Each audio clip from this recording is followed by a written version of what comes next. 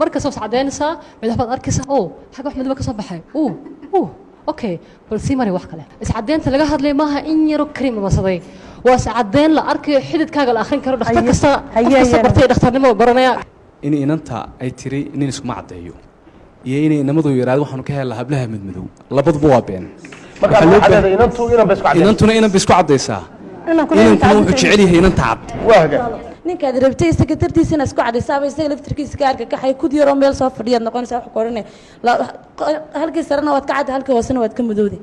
inamadana mid baan leeyahay laba kala daaya habla casas baan doonaynaa iyo habla is cadeey ma doonayno intaas ku soo gabagabeynay waaga maalinta qasid aduu kula maalin ma qorkay qasid baa la marsanaya ama naqan baa la xidhanaya habeenkina xaq kulifay wajigeedu baa dhintay wareey ma hor istaagi karto qofkii marka waa inay qasid marsataa maalin hadduu qofku kudaan ku arko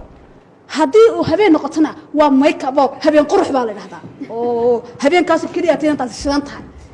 qofku waa sidoo isticmaalo haday gabadhu aqoon leedahay ama ay tahay gabadh aqoon leh waxa uu isticmaashaa dawada ay marsanayso ama waxan ay marsanayso si aqli gal ama possibility ay ku jirto da shopping-kii waa dawo wax kala maha marka shopping-kii lama dukaan la soo adeegi waa dawadii unte marka habliin wax isku qurxinayna namadina habliin cataabi dooran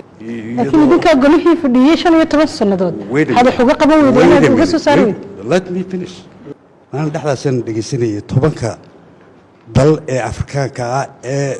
gabdhahoodu ugu qurux badan yihiin Soomaalidu waa number 1 kuma jiraan marka tilmaamayo quruxda gabdhaha iscadeeyay kuma jiraan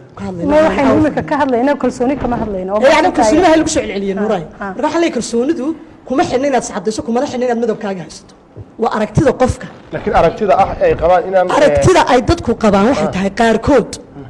laanigu inay rag isku cadeeyaan ma wada qabaan laakiin gayaan bay inan waliba u feerataa